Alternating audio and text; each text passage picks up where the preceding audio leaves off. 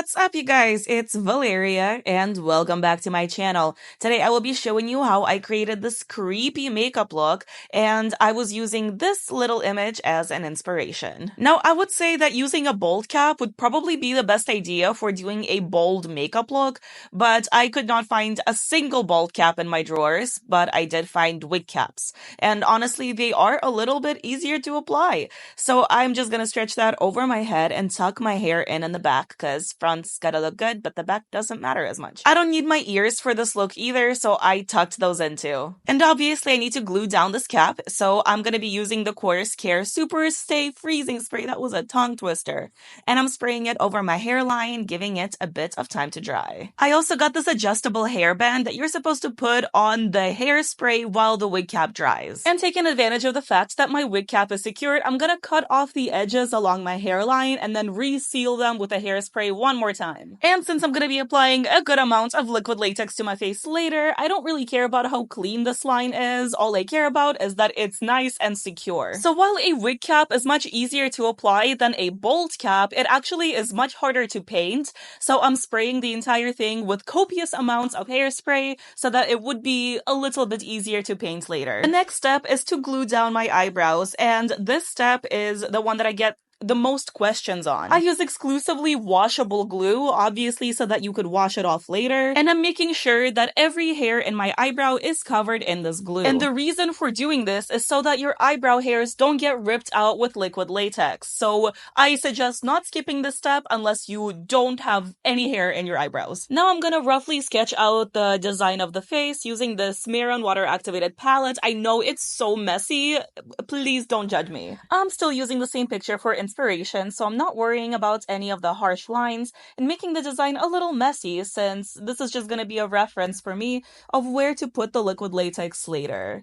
I also prefer to use brown paint as it is easier to remove and redraw in case I mess up. And now it's time to start building the face. For this part, you're gonna need some regular cotton balls, some liquid latex. I use the one from Monster, but there are other good alternatives on the market as well. I also got some Q-tips and a little plastic bowl from Michaels. And you guessed it, I'm pouring the liquid latex in the bowl. I'm using a Q-tip to apply the liquid latex around the lines that I drew in the previous step, and I'm making the liquid latex line pretty thick to give the cotton more surface area to grip onto. And here's a little hack for you guys. You can actually unroll a cotton ball into a continuous strand of cotton by slightly pushing on the inside of the cotton ball and slowly unraveling it. Cotton is pretty delicate, so you do have to do this step kind of slow. I then apply the cotton to the liquid latex, gently following the original design. I also like to thin out the edges of the cotton so that they blend better with one another. I know I look ridiculous, but this is a trust the process kind of look. I am covering the entirety of this cotton with more liquid latex so that I can shape it later. Once the cotton is saturated, I am using more liquid latex to start and blend it into my skin. Notice how I'm holding the little liquid latex bowl really close to my face, and that's because if liquid latex drips on your clothes, it's there permanently,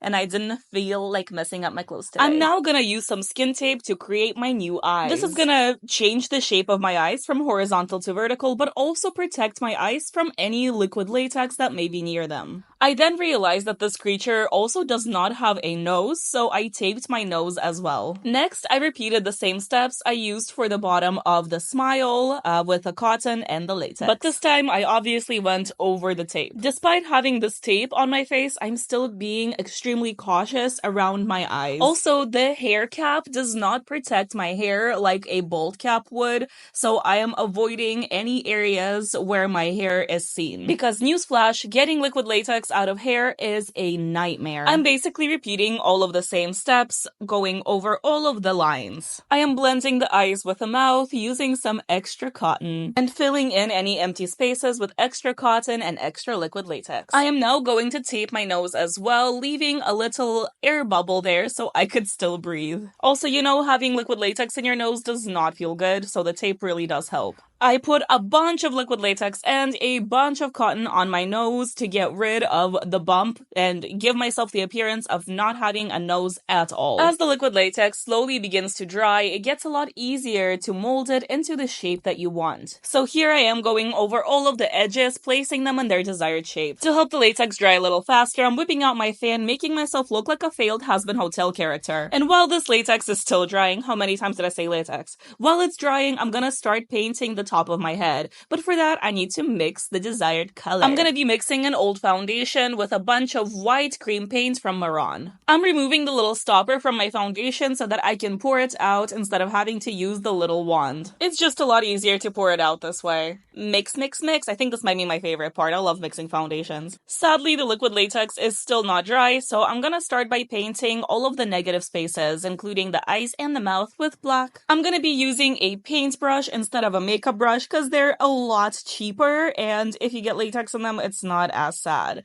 And as you can see, I started by painting the top of my head and then moving to the rest of my face. I'm leaving the areas with the most liquid latex for last, just in case it didn't fully dry, so if my brush gets ruined, at least the rest of my face is painted. For the shading, I'm going back to my Mehron water-activated paint and using brown and vertical strokes to create a worn-down, dirty effect. I'm mainly focusing on the areas around the eyes and mouth, as well as random spots on my head, but also where I feel like some contour would go, you know? I wanted to bring out more asymmetry in the eyes, so I extended one of them. I also wanted to bring the black outside of the face holes to make this creature look extra dirty and creepy and unpleasant looking. I'm going over some of the brown areas with black to give this little guy some more dimension. While painting, I'm also using my brush to push around the liquid latex and press it into a more interesting shape. And now it's time for the fun part, the fake blood. I'm using the blood gel from Mehron, you guessed it. And I'm once again focusing on the areas around my eyes and mouth as if these holes have been torn into the face. And I also put it on any exposed cotton that I can see because when the cotton absorbs the blood gel, it gives it a really cool effect. And we want to make this guy messy. He he does not know proper hygiene. He does not clean up after he attacks his victims, you know? I am now going in with my favorite paintbrush technique for texture. I'm wrapping it in a paper towel just because it's a lot less messy this way. The creature might be messy, but Valeria isn't. Just kidding, she very much is, but you get the point. I dip the brush into some water and then into the color that I want to splatter on my face. I am starting with white to add some highlights. And you want to hold the brush at a right angle to your face and flick the paint off with your thumb. Since I'm adding white first, I'm focusing on the areas that need some highlights, as well as any areas that just feel too dark to me. I then repeat this process with other colors, including brown, red, and black. I really like this technique because you can get a lot of different effects with it. You can add more water and less paint and have a very subtle texture look, or you can add more paint and less water and create these bigger splatters that are going to be more visible.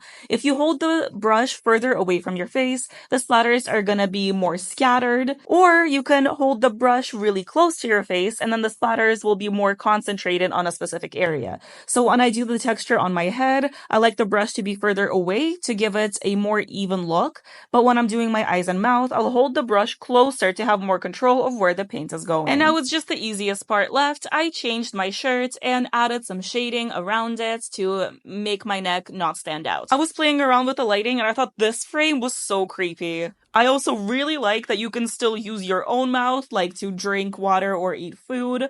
Breathing is a little difficult, but everything else is kind of really nice. And you can, the way that the mouth moves, creepy. Love it.